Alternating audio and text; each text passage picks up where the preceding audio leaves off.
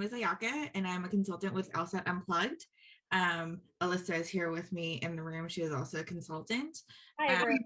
And how can your laptop be off by 2 minutes? It's so random. I know it's the weirdest thing, and I can't figure out how to fix it.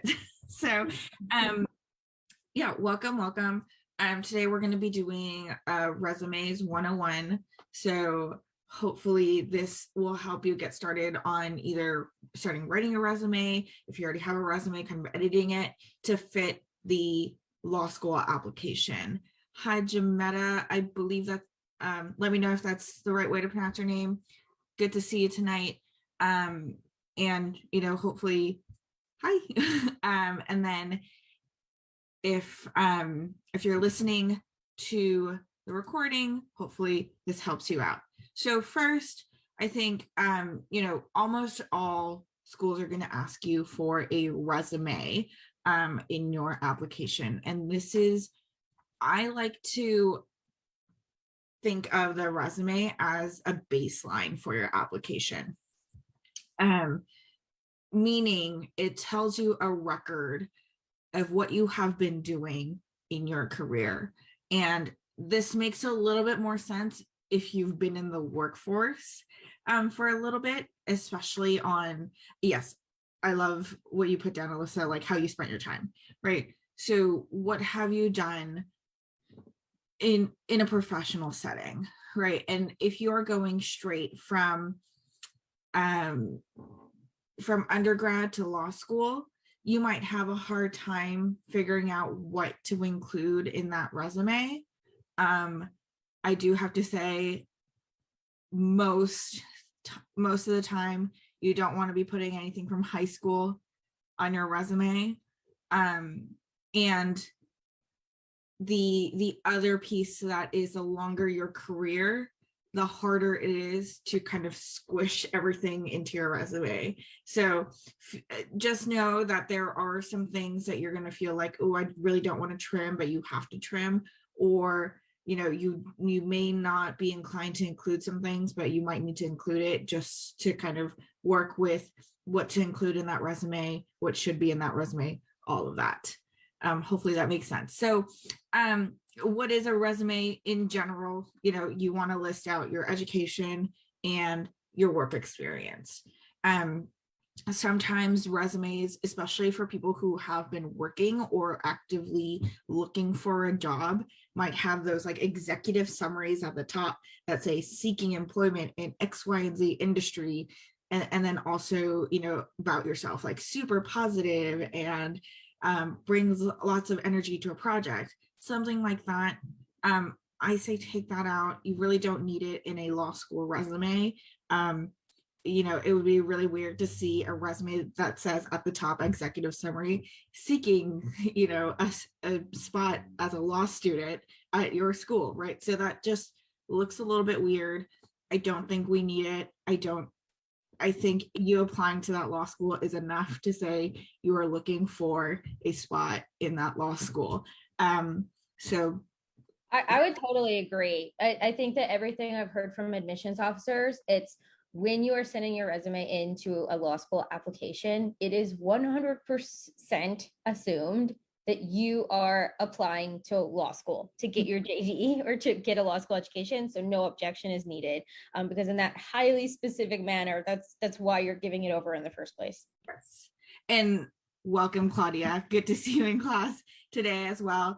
The other piece is there are, jobs out there that ask for very specific clerical skills, like words per minute, programs you can use on the computer, all of that. I say take those out at this point in time. I think you should be able to use Microsoft Word, Microsoft PowerPoint, basic Excel. Outlook is not, emailing is not I don't want to call it a skill anymore. It's, I think, something that we all know.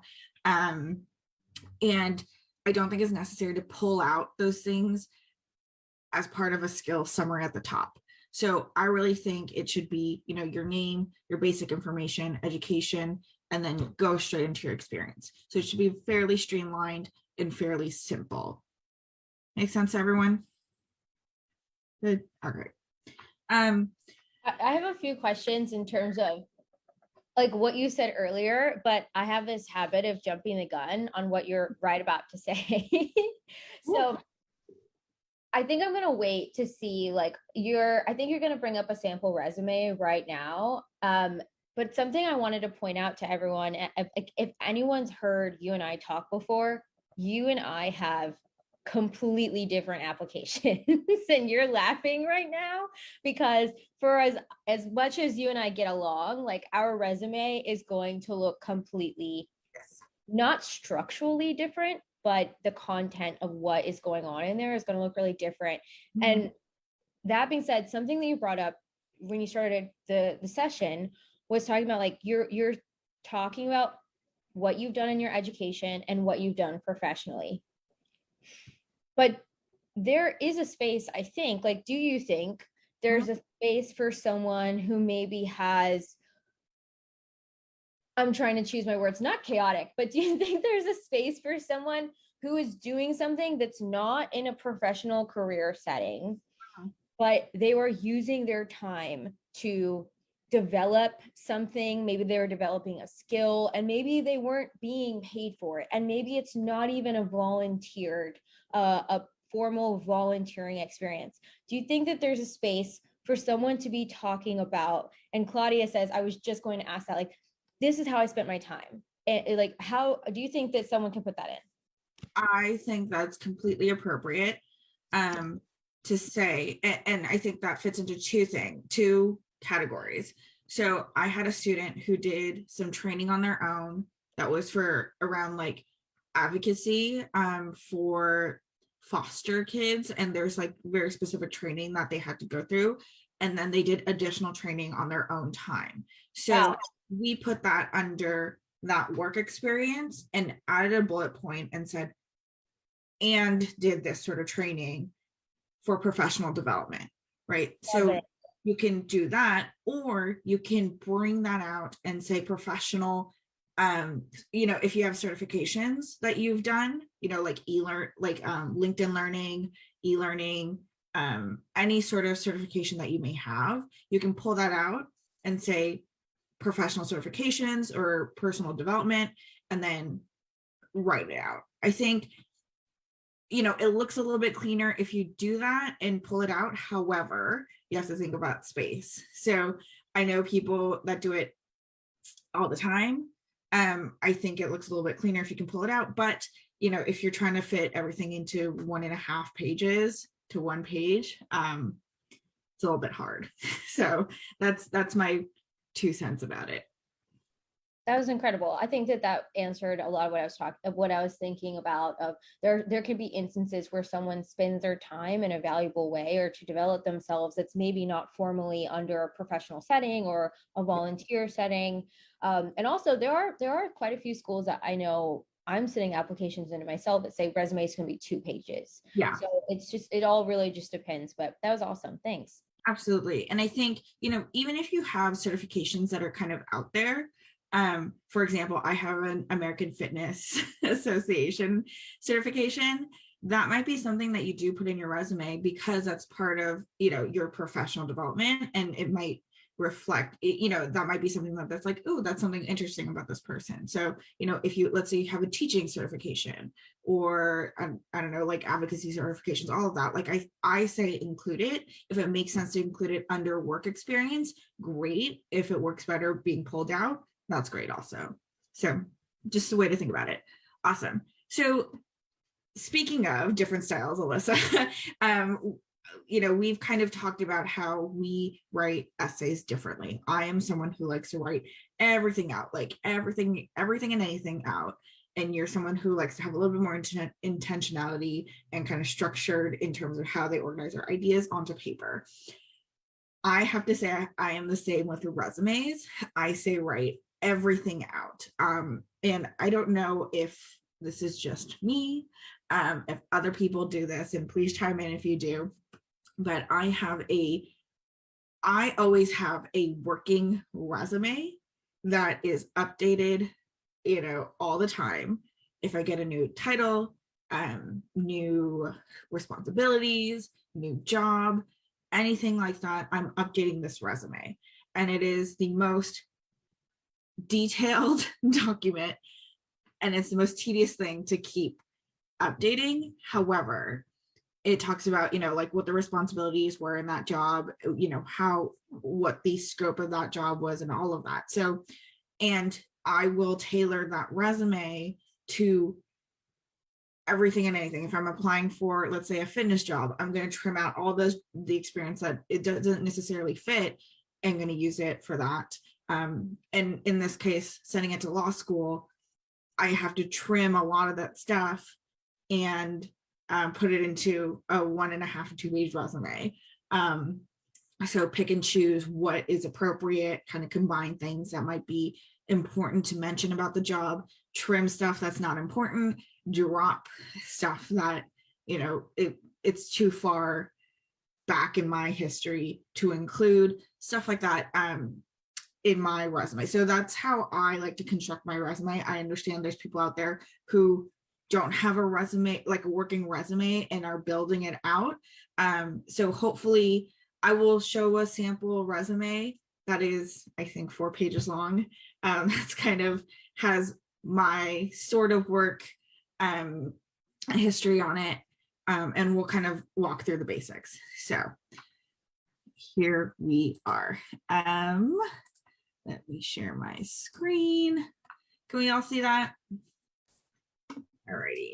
So hold on 1 second as I pull you guys back to my main screen. So I'm not a stickler. I'm not for format. I think there's formats out there that work great, that are all to the left, that our margins are small and all of that. I think there's formats that work for everyone. I am not someone that's like, you need to do it in this format or else it's not a resume. I think, whatever works for you works for you. Always have your name on the top. Most law schools will ask for your LSAT number. And I think it should be on the top right or top left, wherever it makes sense in terms of how your resume format is set up. Put your address, your email, and make that clear, right? You can put that all in one line if it makes sense for you to do that. It doesn't really matter. I say education comes next because we all had to have gone to college to apply to law school, unless there's other programs out there. But put the education first, and the university name, so University of LSAT Unplugged, and the graduation month and year. This is a personal touch that I like, but I like to write out the month and then the year. I know some people put like 5, 2020. It's fine. I think it looks a little bit nicer if you put month and year, but that's up to you. And then put the majors, so BA in political science and Japanese. And then, if you had any honors, this is where you would put down dean's list, any sort of recognition, awards that you've gotten. I'm a little bit out from being in college, so I don't put my GPA down. But if you have, 4.0 and that's something impressive, feel free to put it down. I get asked a lot of questions about, significant coursework. If your work experience isn't beefy enough, that might be something that you want to put in under education. I'm not someone who recommends doing that extensively, just because it might detract from the other stuff on your resume. So just think about why you're putting relevant coursework in under education. Sorry, I am looking at the chat. Jobs after undergraduate. Retail. Yeah. Let's go ahead and we can even read this chat out loud in case someone's listening to this on the podcast. Yeah. So the question is, I worked different jobs after undergraduate master's degree. The jobs included retail, financial industry, worked as a case manager, file clerk. Currently, I work with the state, and I feel like this is my second professional job. I don't know what to include in my resume for law school. I've been out of school since 2016. Great. So first, read the directions from the school on what they want you to include in the resume. If they say all jobs since graduation, you're going to have to put down all, right? I think there are jobs out there that, we've taken because there were a job and, you needed a job, right? There's always jobs out there that are like that. And you could really, if I can scroll down, and if there's really nothing else to say beyond that, you can say this, right? Like teaching associate or whatever that job was, the location, when you did it. So it time marks and it doesn't look like you have a jump in your resume. It's just a time marking of when you did that job. I don't recommend this too much, but there are schools out there that say like, we want to see every single job that you've had. So really take a look at what the school's asking you for. And if there's nothing more that you need to explain under that job, I think you can leave it at that.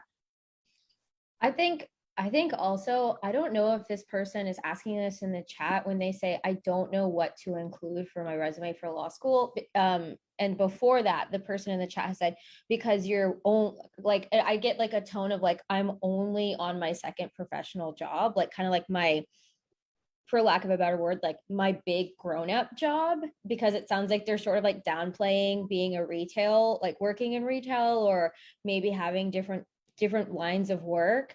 And I don't know if that's where this person was going with it, or if that's just like another lingering thought that anybody has, but you absolutely, first of all, do what Ayaka said, read and see what they want from you, and also read and see like, is this really relevant?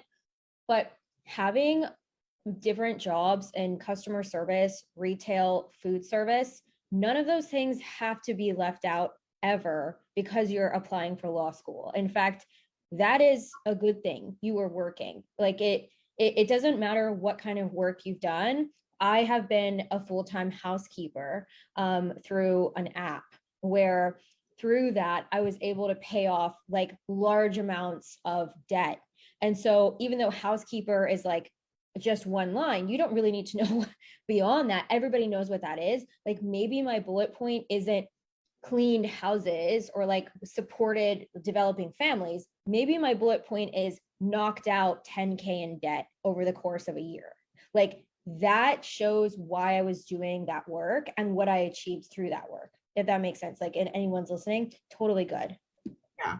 And also, a lot of times we skip over information, and I'll go a little bit deeper into this, but, Alyssa, you just said like helped do this or kind of supported this.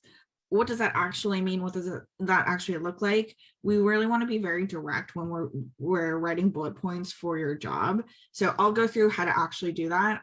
But there's a lot more meat to jobs that we think. And there's absolutely no shame in any sort of job. I think there's something that you gain out of working any job. So kind of, be okay with writing those out, depending on what the school is asking for. Sorry, I'm following the chat here. My first choice school does happen to ask for any and all employment history held since one's 16th birthday to ensure consistency with the employment question in the Florida bar application. Yeah, so absolutely. That's a great point, that, it might not be since graduation from university, it might be before.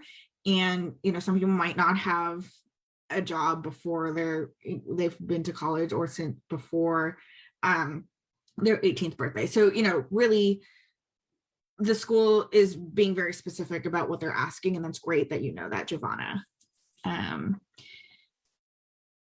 Yeah, and it's mirror the state's bar requirements. Yes. Yeah, absolutely.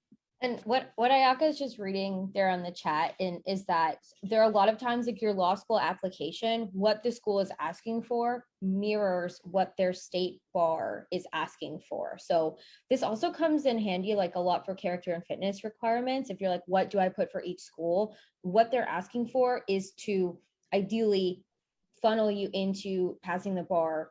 Yeah. without any like hiccups. So that's why they're asking for what they're asking for. It's never like scary or like weird, or like they're not looking for you to have more professional work. It's just because bar passage in different states requires just different things.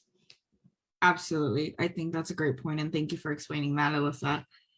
Um, Great questions. All right, so moving on. Going into experience. So this might sound like obvious for many people, but just putting the basics out there. We want to go from the most recent to the furthest away from your current history. So, and that is the end date. So if you are currently employed, that employer goes first, right? And if you've had multiple employers or you were self-employed at some point, and there's overlap, it's the end date that you measure. This is really hard. The most recent end date is how you measure which one to go first. Does that make sense? I hope that made sense. So for example, in this resume, the current job, and this is a made-up title and a made-up company that I put over my resume, so just for privacy. But so currently employed here, so it goes to present, the month and year started, title, name of company, location, right? And I would say keep it your most recent title. I know there's people who've gone through promotions, especially if you've been at a certain company for very long, and that you can do your current position at the top, and then break it, and instead of putting it in a bullet point, break it and put that past title, and then talk about your responsibilities then. So there's a little bit of demarcation of like from your previous title, these are the added responsibilities or new responsibilities that you got. So you really want to talk about what you're doing, how your time is spent during that job. So overseeing facilities at the office, including office supplies, kitchen layout, lounge areas, communication between suite and building management. And why you want to say kind of the scope of your job is that, let's say receptionist means something different to company A, to company B, to company C, right? The scope of what that job entails is different for every company. So I like to, at least in that first bullet point, tell what the scope of that job is.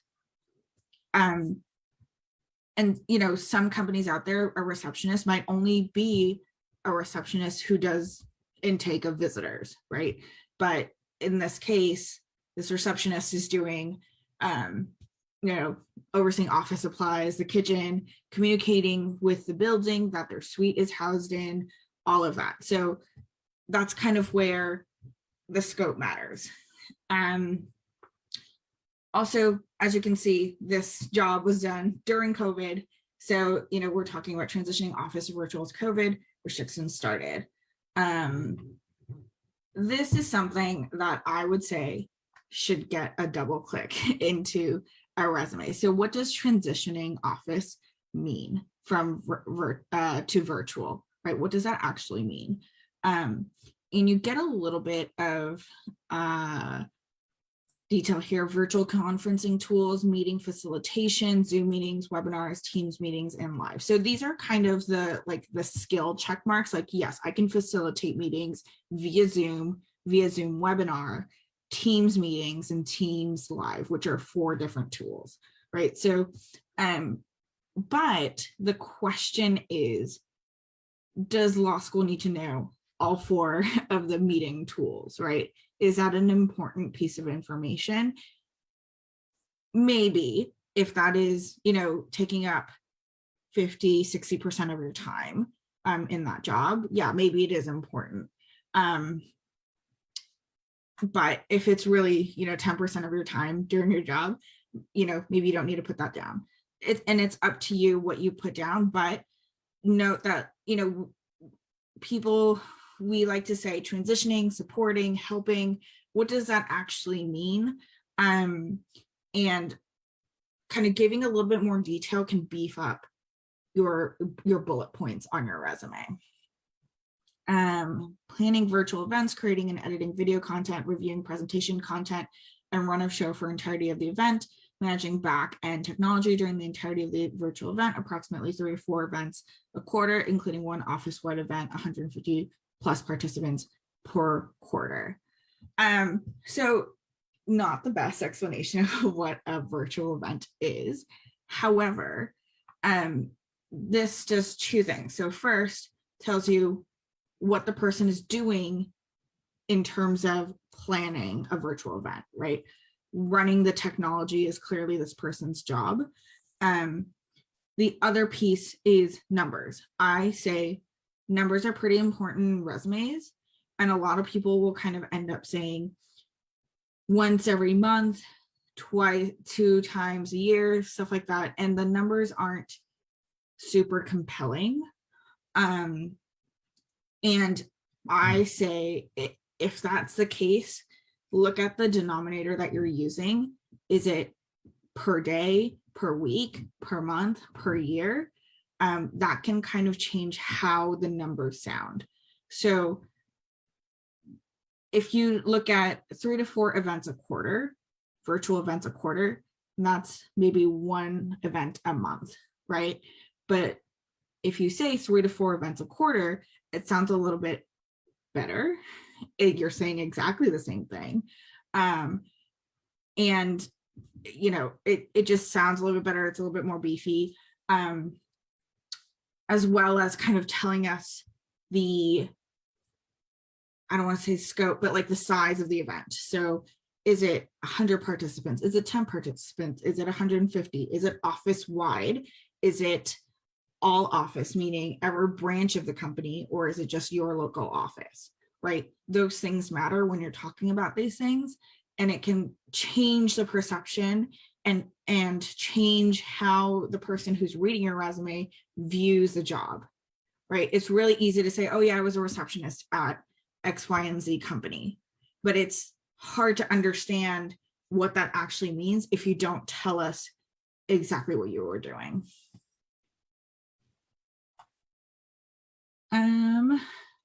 So hopefully that made sense. I know there was a comment earlier about like there's just their resume, they have like different things, different jobs that might not be related to each other, you know. And if you look at this resume, the next thing down is a group fitness instructor. It's a substitute, right?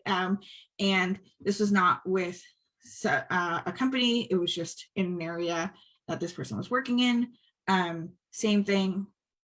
If it's a temp job, also I do encourage either temp, contract, you know, put that down in the employment. So it kind of gives a reason, especially if that term is short, like a 3-month contract or a 4-month contract, 6-month contract. It makes a little bit more sense if you put that down as contract, temporary, whatever that was. You know, and kind of talk about what you did, and then to the bullet points of like, you know, what exactly went on in that job. Any questions at this point?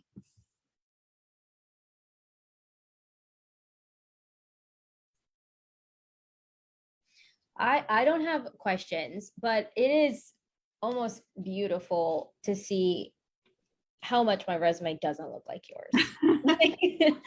I have a bajillion jobs because I come from an artist background, and my own personal, I know that what I had to do is something that you just got across so beautifully, was talking about how to talk about everything you do in this one job that takes up 5 to 6 days of your week, right? Like you are working 40 plus hours a week for this one job.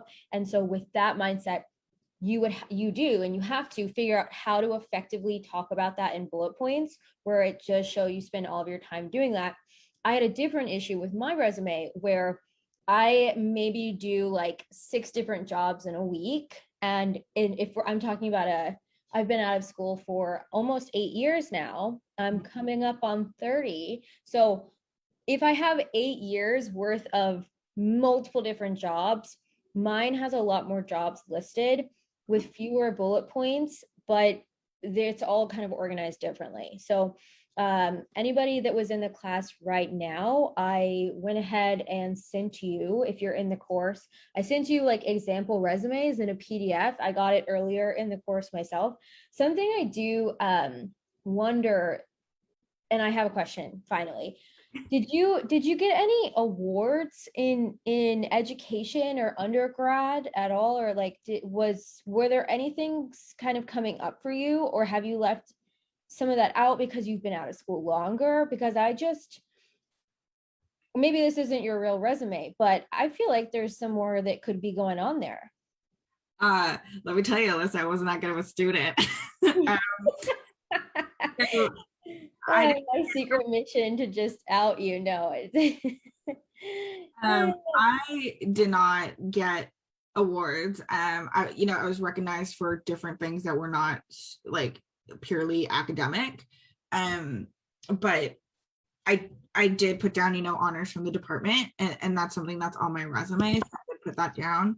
But beyond that, I did not get any awards, unfortunately.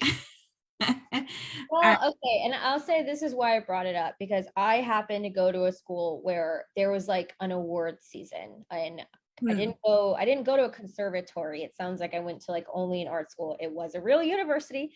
So there was an award season. So I would say this then, because it doesn't mean you weren't a good student. We just had different experiences where also I went to a very small school. I graduated, I think that there was like 8 or 10 of us in my class, and it was like the revolving door of the same 8 or 10 of us all 4 years of undergrad with the same 5 or 6 faculty members.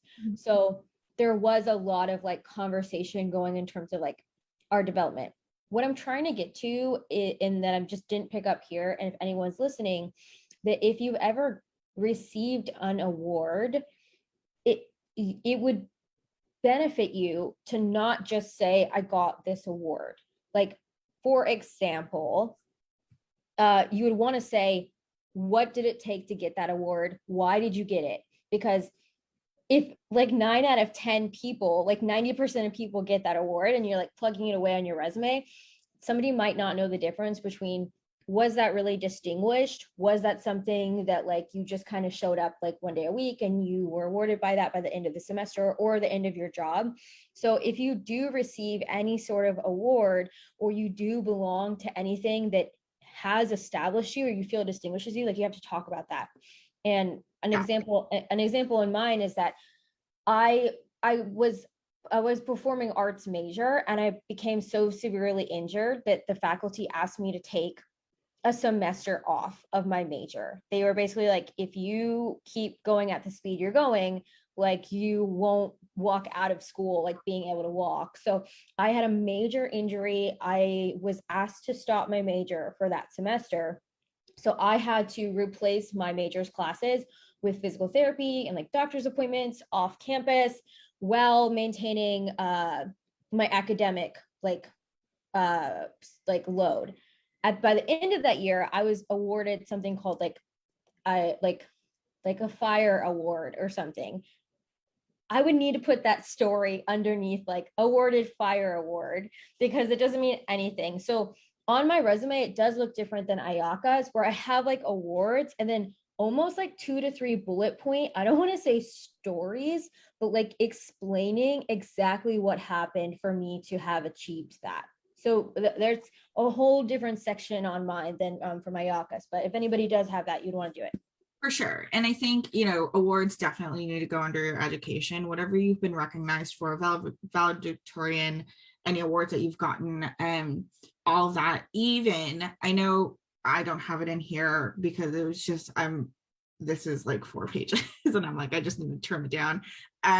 But to get honors in this particular department, I needed to write an 80-page paper, a research paper. And more often than not, I will see that under that as a bullet point to say like the title, who the professor was that endorsed it, and, you know, when that was completed. That's a great point to write that underneath that. Like if I see honors, I'm like, cool. Yeah. What does that mean? Like, Yeah. but if you told me that, I think that that gives that a lot more weight. Yeah. And there was a point where I separated that out to say like projects, like significant projects and works. And I had that under that list of things. But in this case, it might be worth putting it up here in that education because we're putting it in the education bubble. Something to think about. I have a couple questions here. Alyssa, I know you mentioned it, but Giovanna, you're asking, your resume includes a competency summary of qualification section. Is that a good idea or scrap it? If it is certifications that you have that are issued by an authority, you know, I would put it down, but as like a professional development or certifications list. But I don't think we need to see, you know, how many words per minute you can write, you know, all of that like skills. And to be honest, you might be using up important space that you may or may not have in that 1.5 to 2 pages that you might be allowed for your resume. I also see a question about, can you include being a full-time parent? Not that that's not important and that's not tough. I think for your resume, it is really a professional record of what you've done with your time. So it might seep through in like the bullet points that you write of like balancing work-life balance with while having children. You could put that as a bullet point in there. But I don't think it's like something that you title like full-time parent, comma, you know, San Francisco, California. Like that's a little, I have not seen that. And I don't know if I recommend doing that just because we are looking at employment history. I would go so far as to say if you have a child with disabilities or special needs where you have had to go above and beyond and maybe a learning curve or identify and research different resources for that child in order for them to succeed, then I would personally take that as a huge source of pride in navigating. And that could, I would agree with Ayaka that potentially that's not like under, I wouldn't put that under work. I would put that under like a different bullet point of just maybe at the bottom of activities. Like say, for example, I was the parent of a disabled child who required 30 plus hours of my full attention in order to keep them healthy and manage them and manage their development through life. I would put that on my resume. If because I think that children with disabilities are absolutely requiring of time. So I would say that, or I would give a nod to that may have a place. Being a full-time parent is absolutely huge responsibility on navigating it. But I would think that could even come up in another essay. You don't have to write the whole essay about it, but every single part of the application will be looked at holistically. I know that even with myself, I thought I was going to write an entire essay about like a certain part of my life, and I figured out how to nestle it into another essay. So I would recommend including it in the application elsewhere if you want to. I agree. You know, it's something that absolutely should be, you know, it's such a big part of your life. So it should be part of your application to say like, this is something that, you know, you spent a lot of time and a lot of heart in it, but, you know, at least in the resume, I think maybe not the place to put it. Alrighty. I do want to go through how to trim down pieces in a resume. So as you can see, this resume is really long. And one of the longest pieces is this executive assistant piece. Now, we've all been there where there's a job that you thought was one thing and it grew and you had so many responsibilities and you were doing so many things and you had your hand in 10 different bowls, and you know that happens. And so that's something that, you know, I kind of thought about and struggled with in my own resume of like, how do I go about trimming down certain information and letting go of the fact that I was doing a million and one things, right? Because yes, you do want to kind of talk about the scope of what you were doing in that job, but you don't want to be saying like, I opened mail on a daily basis. Like, yes, if that is the main responsibility, do put that down and kind of talk about it. But if it is one in a million things that you're doing, I don't think it's important to put down that you've opened mail every day for whoever, right? So really think about it. So for example, this executive assistant piece,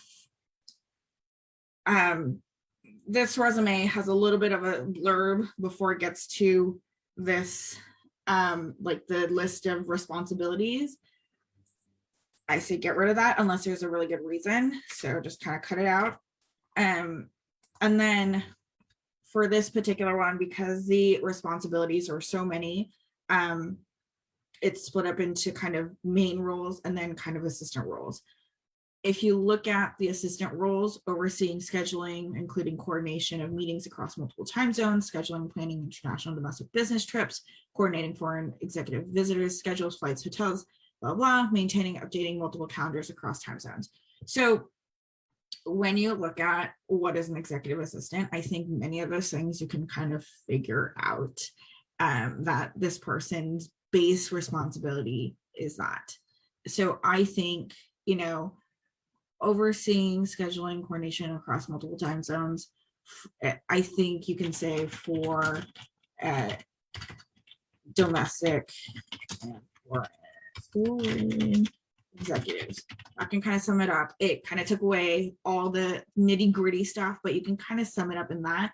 And that's only because the information that you get from this is less important than the information that I think is that you want to get out of this highlighted part. I think this is more meaty. It's a little bit above and beyond executive assistant. And it shows a little bit more leadership skills, ability to think on their feet and all that. So, you know, think about what each piece of information you're presenting tells about you, right? So for example, maintaining a good relationship with U.S. headquarters via email, meeting, and personal business trips, or in-person business trips, consistent communication with executives, related management in order to ensure transparency and cultivate an open relationship between U.S. headquarters and Japan. All right, so as you can see, this person was in Japan, and that's something that is a little bit vague, but clearly there's a lot of communication going on between where this person is and people who are internationally located. To give it a little bit more context, this person is also a translator, so that's why there's a lot of communication going on. But it gives a little bit more meat than saying I was scheduling and taking notes during a meeting, which would be under assistant roles, right? So giving a little bit more dimension, giving a little bit more detail on, especially on the above and beyond part of the job, can kind of be a little bit more beefy than the day-to-day tasks that you might have to do in that job. Does that make sense? Does that make sense? Yeah. All right. Yeah, that definitely makes sense. Thank you. Yeah. Just to kind of go down a little bit, creating proposals, presentations for the regional director, and consult on business planning for future fiscal years. I say this is a little vague, and we can put a little bit more meat into it. Of like, is it rolling 4 quarters? Is it, you know, the next 3-year plan? Like, what sort of plan is that? Future fiscal years, that could mean the next fiscal year. You could say the next 3 fiscal years, a 10-year plan. Kind of give the scope of what you're working on. That will give a little bit more meat to it. Also, if the intention of this person in this piece is to show that you can manipulate data, and for example, this is what Giovanni, you were asking about skills, right? Like, let's say I wanted to say I'm a heavy Excel user, right? I could say here, utilize analysis via Excel, right, to model out business plans for the next 3 years. And that can kind of show that you are an advanced user, because modeling using Excel is a little bit of an advanced skill. So that's kind of how you can slide in skills without having to pull that out and say, I'm an advanced Excel user, right? So that's something that you can do, and to think about, and really think about what you are trying to get across in each bullet point. So let's say for this one, I want to get across that I am data oriented. The first bullet point, I wanted to get across that I'm a good communicator, right? So really think about what you're trying to do with each bullet point and make that count. But don't leave something out that's important just because it doesn't fulfill that purpose. But think about the bullet point with that mindset. It might give you a little bit more ideas on how to present that information. Moving down just a little bit, just so we have enough examples here: drafting and finalizing all presentations, as well as writing the script for the regional director's presentation to headquarters. That could probably be something that gets pushed into that previous bullet point, so it's not taking up that space. Maybe drop it, is it really the most interesting thing? No, but if you're talking about like, ability to write, this is something that law schools look for, like, can you write? So that might be something that you do want to keep if that's something that you feel like is lacking in some parts of your application. Participation in quarterly and yearly business reviews attended by regional director of Japan and the executives in the U.S. headquarters. Yeah, and really this can be something that you can put into numbers to say how many times you were in the U.S. headquarters, how many times you were doing these business reviews, how many phone calls there were across, a quarter, across a year, and kind of play with that denominator that we talked about earlier, to figure out what numbers sound good in your resume. Yeah. So hopefully that gives you a couple tools on how to write these bullet points out. I think don't think about these things too much if you're first writing everything out, because then you get a little bit too distracted. But when you go in and say, okay, does this bullet point make sense? Does this bullet point need to be here under this job? Really think about what you're trying to communicate via that bullet point. And then numbers I say numbers are always a good thing, but make sure it's not like, I talk to one person a month, like, make it a little bit more robust. If it is really, you're talking to one person or one client a month, give us a little bit more meat about like what that meeting is and what you're bringing to the table. So we're not like, oh, okay, cool. So, you really want to make sure that there's a little bit of beefiness to your resume. That's really all I have for you guys today. I'm happy to take any questions if you have any.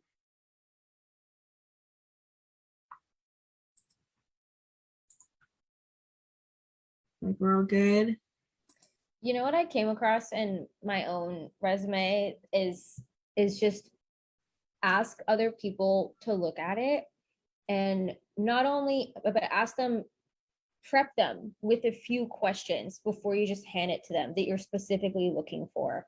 The first thing I would say is ask them about, I was about to say structure. I've been reading too many reading comprehension passages lately. Ask them about the overall structure of the resume. Formatting. Sorry. Ask them to look at the formatting and tell you back specifically, yes, every single piece of formatting was identical.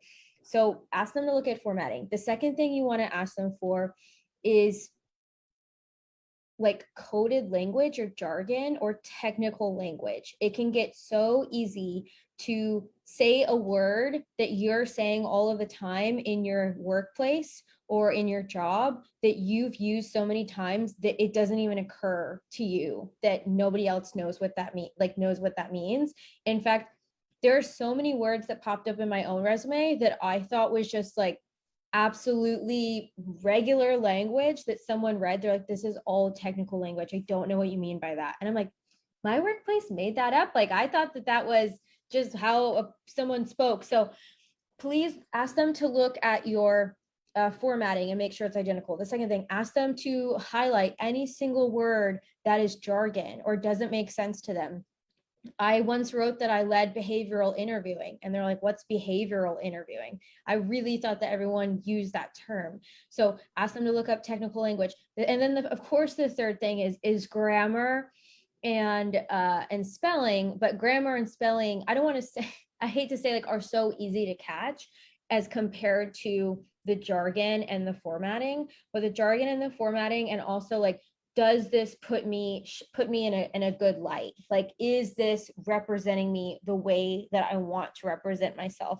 Because in that way, you can take some things off, or maybe add something in a way that you've been spending your time. I know that we touched on that at the very top of the class, in terms of, like, for example, I took 3 months off of work, and I traveled to a country that specialized in the career that I wanted to work in.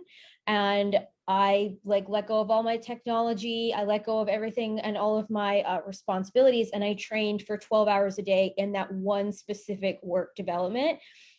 That was just extra training that I took upon myself, but that is in my resume that I spent that time to do that, things like that. I also have housekeeping and delivery driving for Domino's on my resume. So you don't have to leave certain things out because they're not lawyerly. In fact, just using your time efficiently or effectively is lawyerly. Like, you just have to be a hard worker to be a lawyer.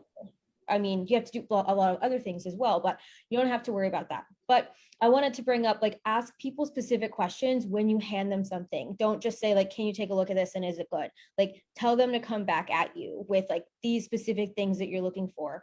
Formatting, technical language or jargon, and also just, of course, spelling mistakes. But if it's shining a best light. We have a question in the chat. Right. Before we move on, I do have one piece about grammar, which is, and those of you who have written resumes, to find a new job, or, have a professional resume, know this: active language. And it's really easy for us, because we're looking back at our past experience as the past. It's really easy to say, like, did this, and like keep it in the past tense, but try to keep that active language going. Don't say created, you creating. And those are basics. So a little bit of the grammar goes out the window, but check for it before you hit send. Anyway, sorry. Going to that question in the chat. Giovanna, you're asking thoughts on when to start the application. It can hurt someone to launch it too soon. So, is that correct? It can hurt someone. You can just do a thumbs up or thumbs down. Or did you mean it can't hurt to go too soon? Or you can unmute. It can hurt someone to start too soon, or it couldn't hurt? It can. It can. That's what, yeah. At least that's what I thought I heard from the video. okay. I'm not sure if his purpose was, I guess it's a matter, I don't know if I'm not really sure if his point was, if it's too long, that looks if your application's been open for 2 years, that looks bad, or I'm not sure what his purpose was in that. Yeah. And I have a feeling, so number one, I think you can open up an application and you're not required to send it within that cycle. So you can open up an application however, whenever you want. There's really nothing too extraordinary on that LSAT page that you're filling out. You're putting your name, your address, all of that. I think maybe if you're, studying for the LSAT and you're giving yourself 3 years to study for it, that might be something that's like, okay, that's a little bit long to be studying for an LSAT test. But there are people out there who, take a break and come back and take it again. So I'm not really sure what that context was. I think, you know what, I like the first thing I went to, Mhm. and also if anybody out there has taken 3 years to take their LSAT, do not take that as a slight. That is totally fine. Everybody goes at their own pace. And also, PTSD is real and affects your brain. It is a brain injury. So just, I wanted to say that for anyone listening to that, don't panic. Like, you're totally fine. But you know where my head really went is Ayaka, you've mentioned it too. Like, if you write a personal statement, it has to do with your outlook on life and is so personal to what your core values are, like why you want to go to law school and who you are today and how your experiences have shaped you who you are today. And like, that's why you logically want like law school is the next step for you. I remember mentioning, like, if you write your personal statement and you wait a year, which by the way, Ayaka and I both did. We were working on our application, or we started our journey a year ago. And when we realized that we weren't going to get our applications in up to our own personal standards within a timeline that we personally felt comfortable with, and positioning it and test scores and just everything, all like the puzzle pieces, we kept going. We pushed our application journey back. And I hope that that's okay for me to say, Ayaka, just to Absolutely. both of us. But what I realized is that I had been working on my personal statement for so long, and it may not even be my personal statement anymore, because I wrote it a year ago when I was in just, I mean, this different part of the pandemic, aged us all. And so just a different person. But I will say what's incredibly relaxing is that even though that's not my personal statement, I think it's going to be my diversity statement.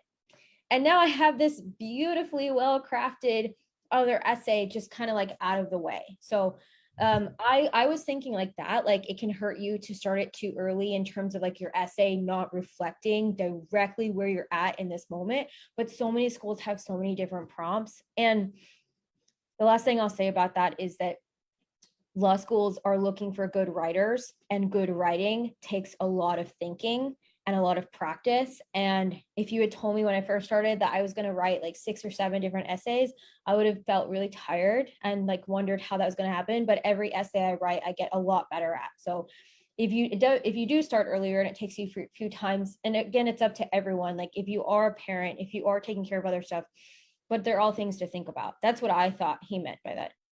Yeah, and I'm sure if we go back to the video, it'll make a little bit more sense. I just can't pull out what context he was saying that in. But I think the downfall is more if you don't give yourself enough time, right? A lot of people think they can crank out a personal statement in 2 weeks, and we've seen those personal statements that were cranked out in 2 weeks, and it's just once out of 100 maybe is good, but beyond that it's not it's not very good. You don't have time, you're rushed, and it's not great. So I think the more time you have, the better.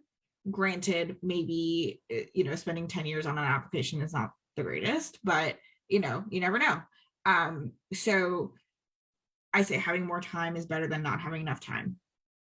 And I do want to point out that the CAS like membership lasts for 2 years. If you get a waiver for LSAC, that lasts for 2 years. Like, that has to be for a good reason. That I know I'm on a waiver myself, it lasts for 2 years because they must know how long it can take for someone to reasonably get a law school application together. I'm not saying it's going to take that long. I'm just saying it's not 6 months. It's not encouraging you to force it into that timeline. And I would say the biggest thing about starting an application closer to when you're actually trying to submit it is that you want at least 5 people to look at your essays and your resumes before, or 2 people and a professional, somebody who you hire as a consultant. I would say you want people looking at your essay. And to Ayaka's point, one of the biggest mistakes I've seen people make is that they have an imaginary timeline in their head of, I'm going to study for my LSAT and I'm going to put all my marbles into that. And then as soon as I'm done with that, I'm going to crank out my essays and then I'm going to have people look at it. Nobody else, if you have 5 people looking at your essays, those people aren't on your imaginary timeline. So 5 people cannot reasonably look at your essay within a 1 to 2 week or even a month period. So you have to think about it like that too. Like, when you've written all your essays and the time it takes. Everybody has people, it takes them a week to respond to a text message. Like, how's someone going to read your whole essay and give you, Ayaka's raising her hand, and give you ample, reasonable, detailed attention with something that is a huge life change? Like, this is a huge investment in law school. So it's like, you have to think about writing it and writing it well, and then your whole application as a whole, and how each essay bounces off of each other and complements and paints a whole part of you. And then you like need to leave a lot of time for like a sufficient amount of people to look at it and read it and talk to you about it. And that's what people just miss the mark on. And I really encourage that everyone puts that into their timeline. Beautifully said. I hope that answered your question, Giovanna. We're always here. Feel free to email admissions@LSAT Unplugged if you have any more questions for us. We're happy to address them via, email or, another Wednesday class. For a little bit, we're going to do interviews with admissions officers this month and next month. They're super, super informative. And I always, love talking to admissions officers. They're a lot more friendly than you think they're going to be.